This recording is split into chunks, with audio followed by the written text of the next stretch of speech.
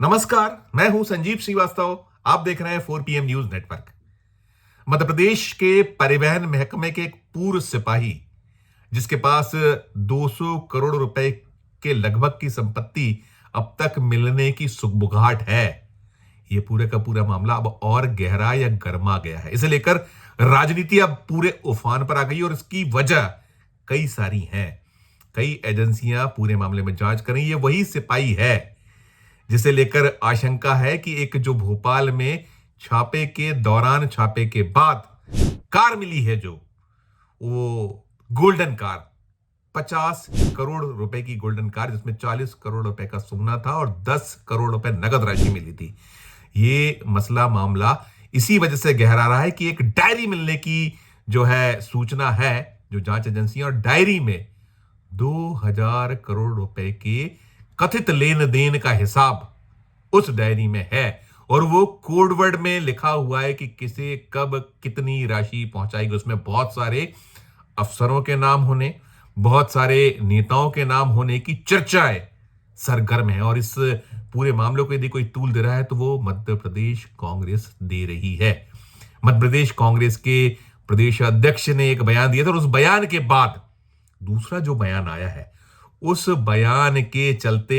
मामले में संदेह का जो कहीं जो है संभावनाएं ज्यादा बढ़ गई और बयान दिया है शिवराज सरकार में मंत्री रहे एक बहुत सीनियर एमएलए, नाम है गोपाल भार्गव। वो बुंदेलखंड से आते हैं और सागर जिले, सागर संभाग का आप प्रतिनिधित्व करते हैं। अभी वो एमएलए हैं, 9वीं बार के भारतीय जनता पार्टी के विधायक हैं, कई बार वे मंत्री रहे अलग अलग सरकारों में और शिवराज सरकार में बहुत महत्वपूर्ण महकमे उनके पास बतौर मंत्री रहे हैं। गोपाल भार्गव ने यह कहकर सनसनी फैला दी है कि जो डायरी मिली है और जिस डायरी का जिक्र है उसमें बहुत सारे नामों की चर्चाएं बनी हुई हैं और जो कांग्रेस आक्षेप आरोप लगा रही है, मैं यानी कि गोपाल भार्गव कह रहे हैं कि मैं दावे से कह रहा हूं कि उस डायरी में मेरा नाम नहीं होगा। गोपाल भार्गव का यह बयान निश्चित तौर पर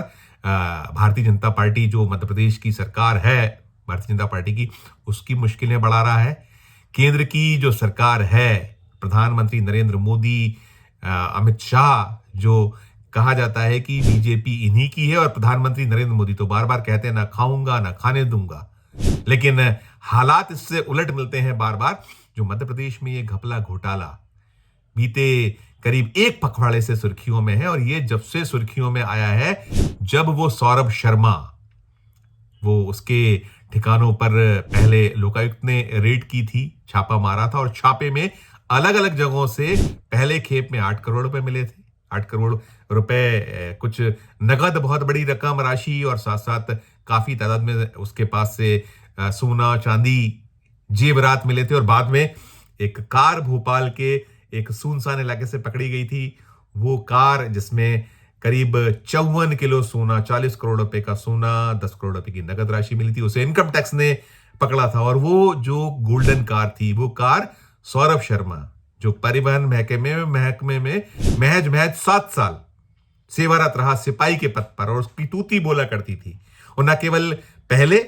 जब उसकी शिकवे शिकायतें हुई, आरोप है, तब उसने नौकरी छोड़ दी, सेवानिवृत्ति ले ली, वीआरएस ले लिया और उसके बाद वो नौकरी छोड़ने के बाद जो है कहीं रियल एस्टेट और अलग अलग जो काम धंधे उसके हो गए, उसके परिजनों की संपत्तियां बढ़ती चली गई। अब जो निकल कर आ रहा है, जो अब ताजा जो इस पूरे मामले में हालात हैं, स्थितियां, उसमें यह है कि सौरभ शर्मा से जुड़े जो उसके इष्ट मित्र रहे हैं, नाते रिश्तेदार रहे, उन सबके पास से 37 करोड़ रुपए की नगद राशि मिलने की पुष्टि कर रही हैं जो जांच एजेंसियां इस पूरे घटनाक्रम में जांच करी। 37 करोड़ रुपए केवल नगद सौरभ शर्मा और उसके जो जुड़े हुए लोग हैं उनसे मिलने की सूचना सुगबुगाहट है। साथ में लगभग 23 करोड़ रुपए की चल संपत्ति की पुष्टि की जा रही है जांच एजेंसियों की तरफ से। और साथ साथ वो 50 करोड़ की गोल्डन कार जो अभी जांच के दायरे में है, उसका मालिक तलाशा जा रहा है। हालांकि वो कार जो है, कार तो ये साफ हो गया है कि उसके साथी के नाम रजिस्टर्ड थी, ग्वालियर का जो साथी है उसके नाम थी, वो सब चल रहा है। लेकिन ओवरऑल जो अब निकल रहा है सबसे ज्यादा यदि कोई चर्चाओं में, तो एक वो लाल डायरी है जिसे छापे के दौरान जब्त किया गया और कांग्रेस ने यह कहकर सनसनी फैला दी है कि उस डायरी में 2000 करोड़ रुपए के लेन देन का हिसाब किताब है और उस हिसाब किताब में कोड वर्ड्स में सारी, और अमूमन जब भी ये इस तरीके की चीज होती है कोड वर्ड में ही नाम लिखे जाते हैं तो पूरा मामला कुछ ज्यादा सुर्खियों में बना हुआ। और ये अब इसलिए ज्यादा गहराया है, मैंने जैसा कहा कि 9 बार के भारतीय जनता पार्टी के विधायक गोपाल भार्गव का बयान, गोपाल भार्गव वोकल हैं और पूरी जो ये इस छापे या ये पूरी के पूरा जो घटनाक्रम है इसके पीछे ये कहा जा रहा है कि सागर जिले के जो 2 भाजपा नेता हैं, एक कांग्रेस से आए हुए नेता जो आने के बाद में बीजेपी में एडजस्ट हुए और उनके पास परिवहन महकमा रहा, और एक पहले जो नेता रहे जिनके पास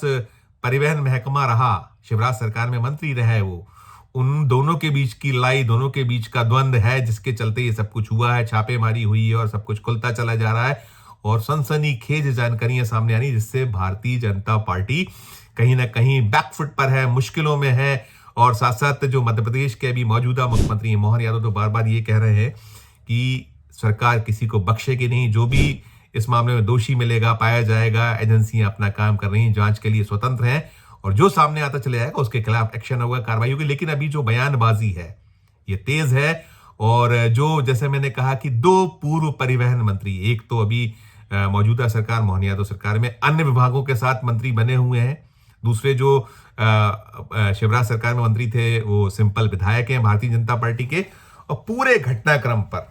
जबरदस्त द्वंद्व है, जबरदस्त एक बयानबाजी, जबरदस्त तरीके का एक सिलसिला बना हुआ है, चल रहा है। और जो खास बातें जैसे मैंने कहा कि जो वो लाल डायरी के चर्चाओं में होने के कारण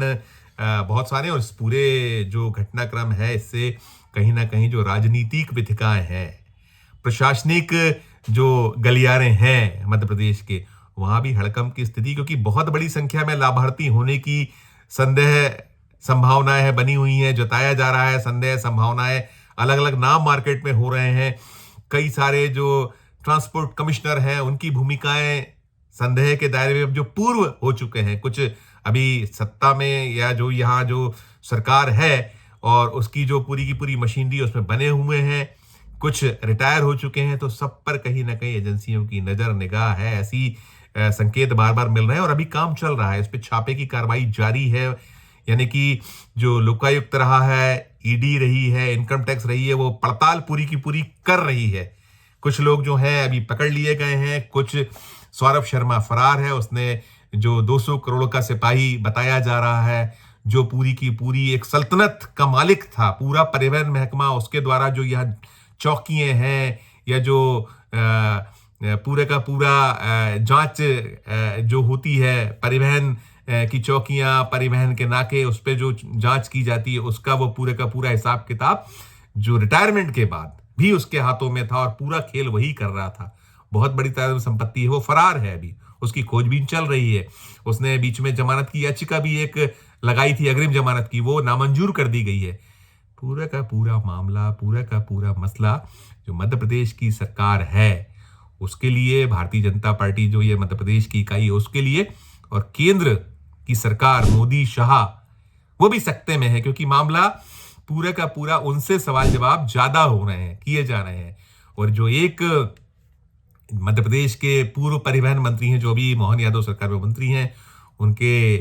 सिंधिया जो हैं, ज्योतिरादित्य सिंधिया के वो करीबी सहयोगियों माने जाते हैं, नाम है उनका गोविंद राजपूत। गोविंद राजपूत ने बयानबाजी की, उन्होंने कहा है कि ना मैं सौरभ शर्मा को जानता हूं, ना मेरा उससे कोई लेना देना रहा है और जांच की जा रही है, जो आरोप लगा रहे हैं वो सब निराधार हैं, गलत हैं। लेकिन कुल मिलाकर इस पूरे मामले पर राजनीति बेहद बेहद सरगर्म है और हर दिन कुछ ना कुछ नए तथ्य, कुछ नए मामले, कुछ जो इससे प्रमाण, नए जो चीजें हैं बार बार मीडिया के माध्यम से उजागर हो रही हैं। जो जांच एजेंसियां हैं, कुछ आधिकारिक तौर पर जांच एजेंसियों ने बातें मीडिया को बताई, जैसे मैंने कहा कि उसने स्वीकार किया है कि अब तक 37 करोड़ रुपए की नगदी राशि, 37 करोड़, 200 करोड़ का सिपाही और 2000 करोड़ बटना, ये तो आरंभिक सूचना है। और क्या कुछ होगा वो जब जांच पूरी होगी या ये जो एजेंसियां इसको उजागर करती हैं तो ही सामने आ पाएगा। लेकिन अभी ये जो पूरा का पूरा घटनाक्रम है ये मीडिया की भी सुर्खियों में है और प्रदेशवासियों के साथ साथ ये मामला देश की मीडिया में बार बार आ रहा है, उछल रहा है। और जनता जो है देश भर में जो इस क्षेत्र में रुचि रखती है वो भी इस पे अपनी अपनी आशा तो प्रकट कर ही रहे हैं कि यदि सिपाही 200 करोड़ का हो सकता है तो सोचिए कि जो उससे जुड़े ऊपर के लोग होंगे, क्या कुछ उनके पास हो सकता है। जिसके पास 54 किलो सोना मिल जाए, जिसके पास 250 किलो चांदी मिल जाए, तो क्या कुछ चल रहा होगा मध्य प्रदेश में। देश का सबसे बड़ा परिवहन घोटाला होने या जो ये परिवहन में रिश्वतखोरी उगाई जो होती है उसको लेकर भी ये दावा किया जा रहा है कांग्रेस की ओर से। ये देश का सबसे बड़ा परिवहन घोटाला साबित हो सकता है यदि इसकी पूरी निष्पक्षता से और एक ऐसी एजेंसी से जांच हो जो कहीं किसी के दबाव में काम ना करे, तो ये तय हो जाएगा, साफ हो जाएगा कि कितना बड़ा घोटाला मध्य प्रदेश में हुआ। और ये तो अभी हाल का है। अगर बीते 21 सालों में जो ज्यादातर समय भारतीय जनता पार्टी सत्ता में रही है तो क्या कुछ निकल कर आएगा। ये बातें बार बार विपक्ष की ओर से कही जा रही हो रही हैं। तो अब तक की जो ये इस पूरे घटनाक्रम से जुड़ी ताजा जो स्थितियां हैं वो हम दर्शकों तक 4 PM के दर्शकों तक पहुंचा रहे हैं और जो अपडेट होगा वो आगे आपको देंगे। लेकिन ये जो सामने आ रहा है 2000 करोड़ की बंदरबाट हिस्सेदारी,